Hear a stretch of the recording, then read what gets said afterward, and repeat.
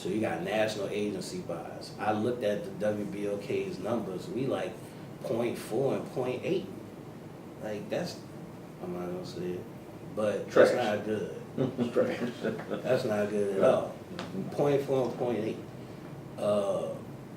At the same time, I think, I heard the number being thrown around because I never looked at numbers, but somebody came to me and said, you know y'all number 16 in the market?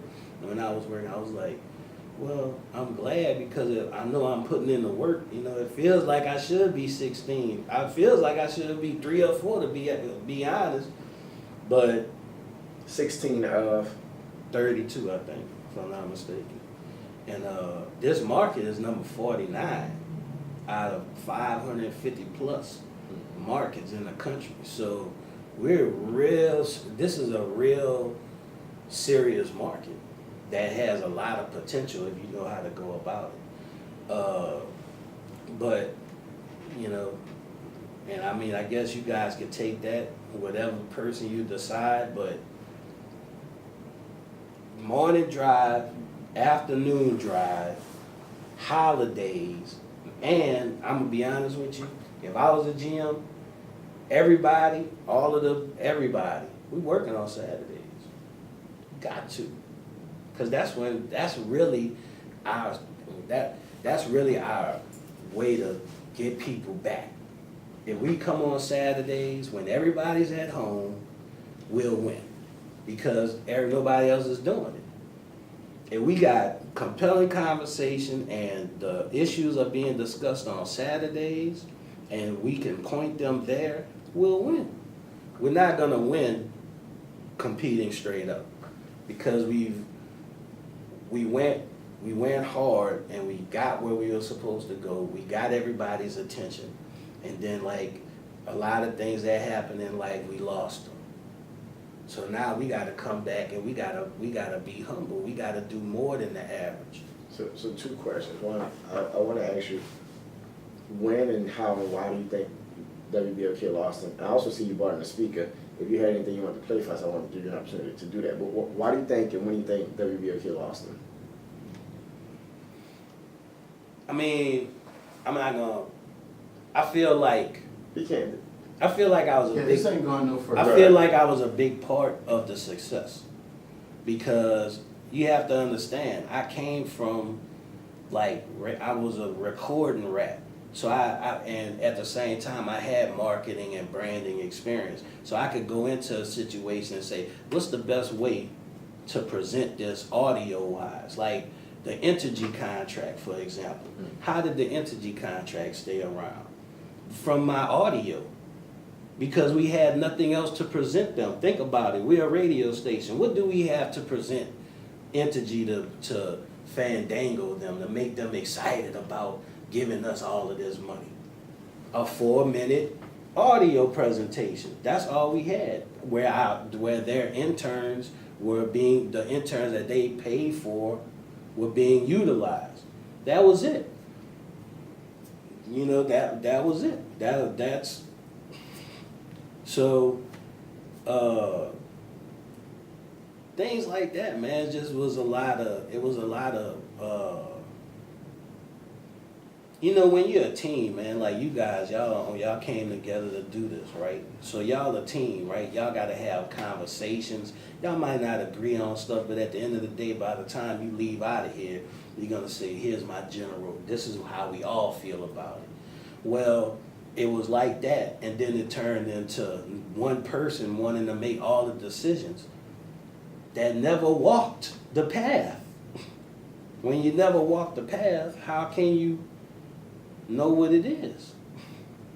So that was a big deal, you know, and I felt because the people that, like a lot of people left, the key playmakers left.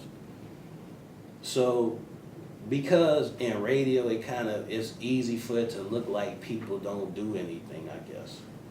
It was easy because you have to understand this. When you got a sales department, and you got somebody that's really putting numbers on the board as far as sales is concerned, right? They want their money.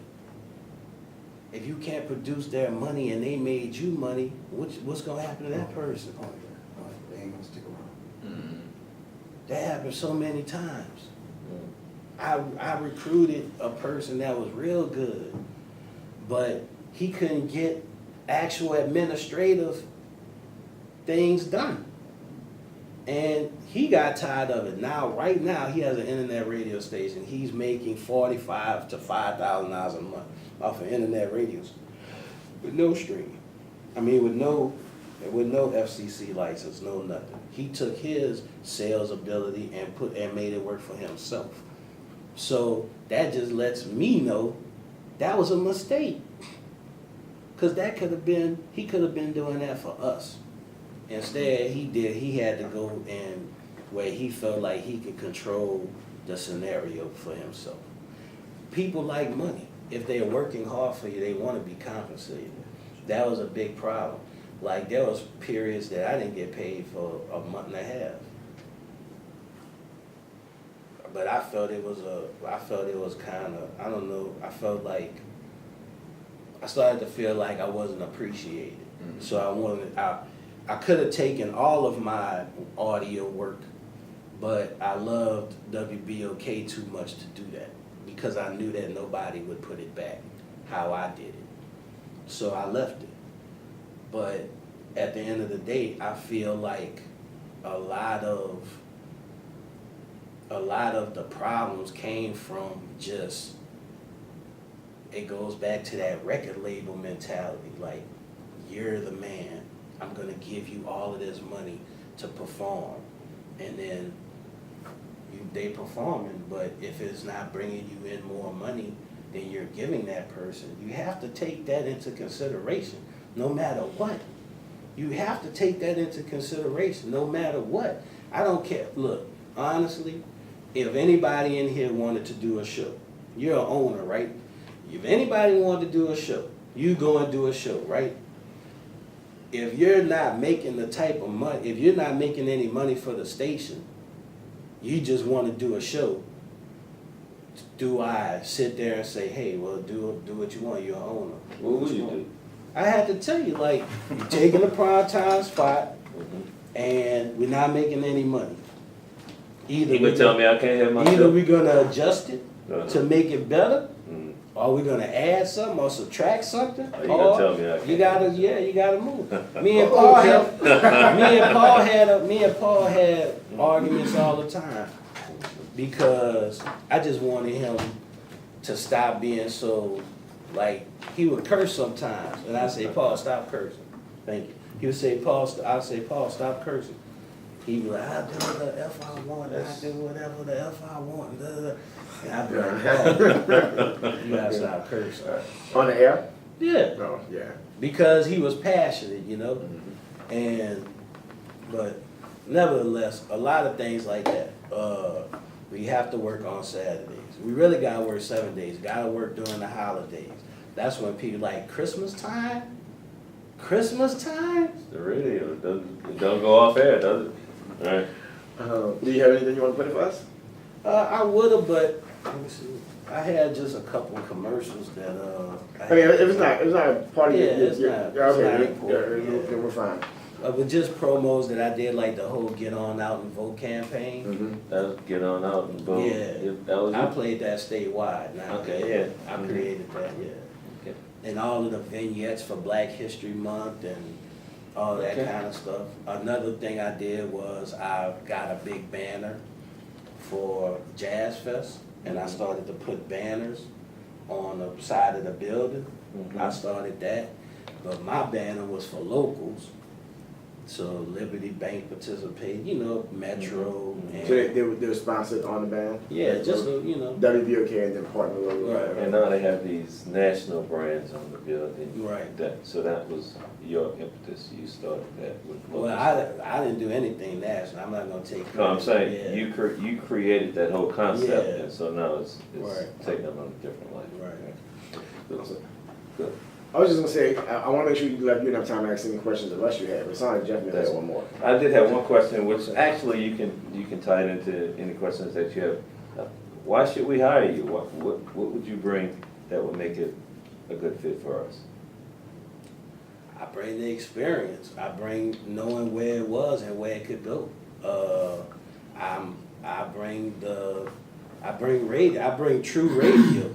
I think that there's not much true radio in the building, to be honest with you. I bring the true radio. I bring the true focus, and you guys never seen me. Like I was there for 5 years. Pretty much everything that you probably liked about WBOK, I created. But you didn't know that because everybody else wanted to be in the spotlight.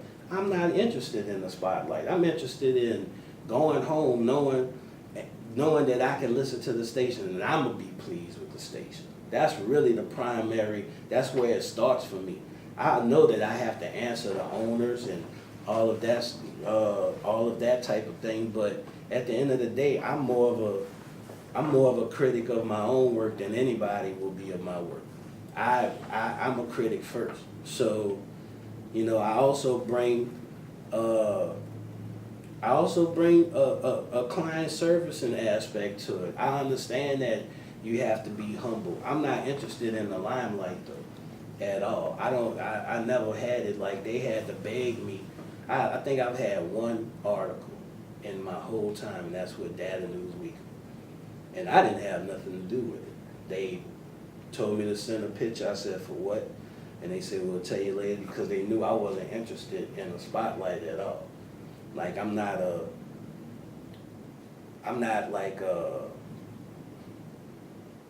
I like opportunity, but I'm not an opportunist. I just want a job where I'm happy and I can really do my thing. That's all. If that's not what it's about, if you guys are looking for like more of a face person, because I mean, all of you guys are pretty esteemed in the community and, well known, like that's not really my thing. My thing is, doing a great job and, I'll get up at 2 a.m. if we got an issue at the top. I'll make sure that we're on when we need to be on. I'll make sure that Live Remotes are together. But I'm not the limelight stealer or anything like that. So I got 2 questions for you. One is, one school of thought that we've talked about as owners is to have a 2-headed monster, so to speak, for the leadership of the radio station. Mm-hmm. One person is really purely responsible for what's on the air, Mm-hmm. and every aspect of the quality of what's on the air. Mm-hmm. And then the other person being purely responsible for everything outside of that. Right. That's sales, that's all of the business elements, that's the relationships, that's Right. PR, it's all of those types of things, right? Right. We talked about the idea of having a single point of failure, one person being everything. If that person goes away, now we're screwed. We kind of really want to have a multi-person leadership team in the organization, right? Right. And what I've heard you basically tell me is that you're really more the inside guy. Everything that goes on the air is really where your focus is, Mm-hmm. right? Just going out in the community and, building relationships and advertising, that may not be where your strength is. So that's kind of one. Let me Go ahead. say one thing. It is my strength because advertisers want their product represented properly. Correct. I learned that in marketing. Correct. A long time ago. Because you can't sell garbage. Right. And so you gotta be able to deliver quality, so those guys who are out selling can sell. Exactly. They got something to sell of Exactly. quality. Okay. In 2016, I implemented what was called an outreach director. That was Janae Pierre. That was her position. She was out there doing that. Janae would work with me on the production side, and I said, Janae, you would be better being the outreach person because you could create those mixers and you could create everything that we need to stay out in the community. So I actually agreed and had implemented that, but it was basically taken out of. Yeah, you got Yeah, all, they it was- messed it all up. But if, for example, we go to that model Mhm, and the program director really becomes Mr. Inside, mhm, and the general manager becomes Mr., Ms., whatever you wanna call it, outside, mhm. would you consider the inside program director job if it gave you full autonomy As far as every aspect of what goes on the air? Of course. Okay. My main thing is that I want to make sure that I have a say-so in the salary part. I don't want somebody being Of who? the inside. Of everybody inside? Yeah, Got it. I don't Got wanna it. be able to, I don't wanna have to deal with somebody who's making this high amount of money and everybody else is making a little bit of money and they're like, well, you know, I'm Master P, I'm the best, you know, like, that's perspective. I don't work on perspective, I work on end results. Okay. If whoever comes to me and say, look, that morning show, I'm getting a lot of, you know, potential money from the morning show, let's keep it where it needs to be, then I don't have a problem with it. But if we're not making no money, Yeah. like, I like to keep my job too. So I got another one. My second question is we have a little bit of a secret weapon. The guy that's not here is Wendell. Mhm. I try to get him on. Well, Without, Wendell you know. Wendell is a guy that basically says, look, I'll do whatever I need to do to help this, you know, he's an owner, he's got money and skin in the game. Mhm. How would you use somebody like him? He's got renowned relationships, he's known around the world. Mhm. What would you see him being able to do to help make WBOK all it's capable of being? All right, well, I don't have the job, but I'll give you this. Wendell will be easily syndicated. You gotta translate for me. Moving it around to other radio stations. Create a So you show, would create a sell- show with Wendell, What's that do sell for it us? to the What's that do cities. for us? We create it, we own it, then we sell it to the cities. Oh, you sell it to the people, oh. Yeah. Gotcha. Then Like it- Steve Harvey's show? and stuff like Yeah. that? And like Wendell Cheryl ain't- Underwood. Right. Wendell can't do a everyday show. No. You know, he's not because he's He's all over busy. the world, he's busy, Yeah. he's always got But we gigs. can work on, technology has bridged that gap. So he could do something. But if anything, you take him, you know, you get some IDs going where he could, you know, be a part of the station, so it feels like it's his station and he's there, etc.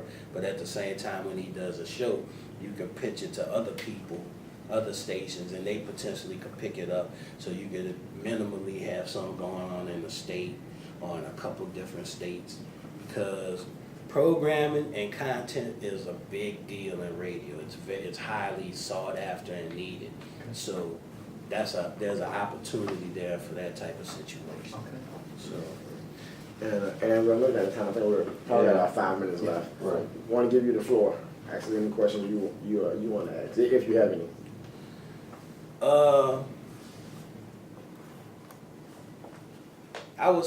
and I mean, this is for everybody. Are y'all really trying to make WBOK a viable radio station, or do y'all just want to make some money? Because it was making money as it was, it just wasn't, it just had so many staff members and general operating expenses, you know, it was basically like taking all the money just to operate. So I'll take this one. I'll take this one.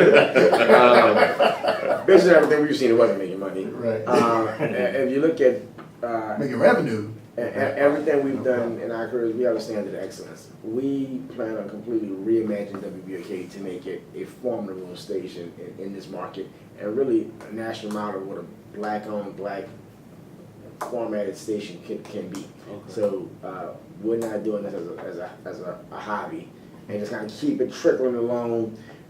We want to reimagine it. We also want it to make real money. okay. Yeah, because it's not, by our standards, it's not right now. Gotcha. And the only way it will is if we make it quality. Gotcha. I understand.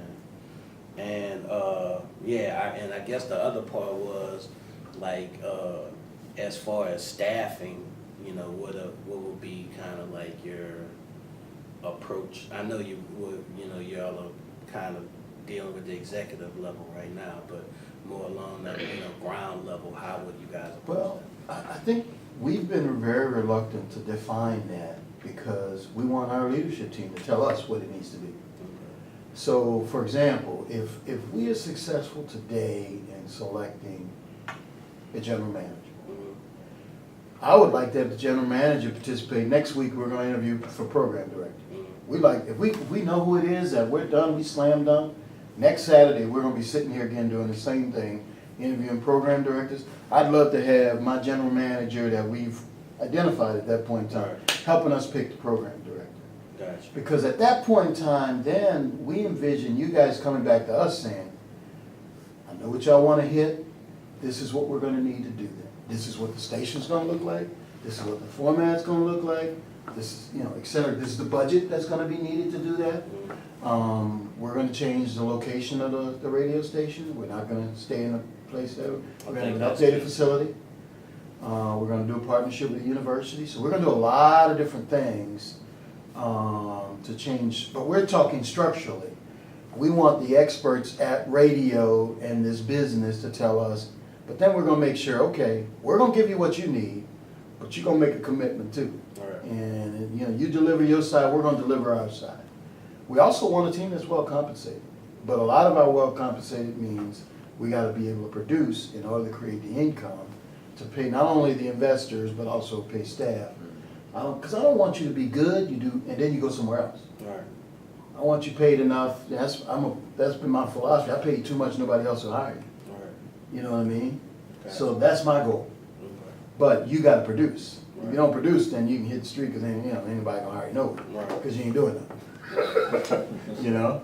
Gotcha. Last but not least, what, as far as WBOK, the outline of it, what do you feel is, I wanna use the word repulsive, but what do you feel as far as what you've experienced with WBOK thus far that you don't like? For me, it's lack of professionalism and inconsistency. You can't predict anything. The only thing I can predict about WBOK is from 7 in the morning till 10 in the morning. And guess what's the most wildly popular component of WBOK? 7 in the morning and 10 in the morning. Everything else seems to be just, and I'm not a regular listener, and I'm not trying to listen. I don't want to have to work to listen, so I don't know what I'm getting the rest of the time. Mhm. So I don't listen. Right. You know, I know what I'm getting between 7 and 10. That's it. You know? So professionalism and consistency, I would say, are the two things. And I agree with Troy. The lack of consistency in, on what's on there is what I dislike the most about it. And I'll draw a comparison between WBOK and McDonald's. No one this side of the earth will tell you that McDonald's is the best hamburger. Mhm. They can sure tell you they know what to expect every time you pull them through that drive-through. Right. They know exactly what the menu looks like. They know how to order it. All beef patty special I haven't sauce. had McDonald's in years, but I know number one is still a Big Mac meal. Right. So I mean, No. so if you can give the consumer some predictability as to what they're gonna get, a lot of those people will come back. Gotcha. I agree. I mean, I can't add anything that they haven't already said. I mean, So do you think it's like, you know, when it went up for sale, you know, everybody was let go? Do you think it's because of that, or do you think it was way before that it transpired? You know, basically the lack of consistency, et cetera. no, I mean, they have had kind of consistent kind of on-air programming for a while, and the slides outside the morning slides. Since Paul left, right? I mean. Right. I remember, let me tell you about what I remember, when it seemed to me to be consistent. It was Oliver, then Chuck, then the Eileen show, I think, and then it was Paul in the afternoon, drive time. And to me, that was when it was at its best. That was WBOK to me. That's when you could turn it on all day and leave it on.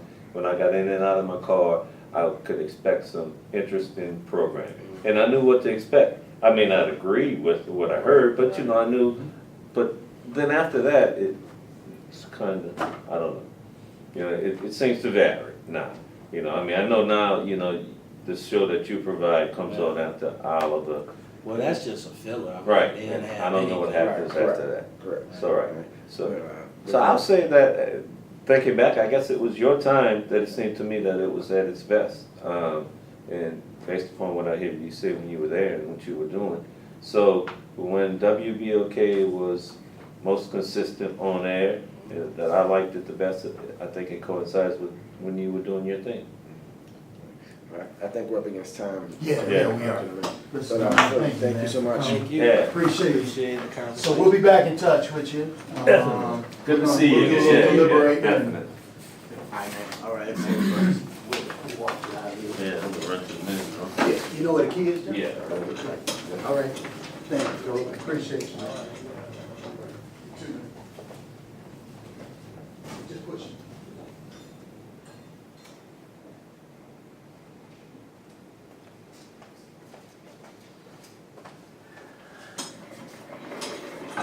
Interesting. Mm-hmm. One, interesting from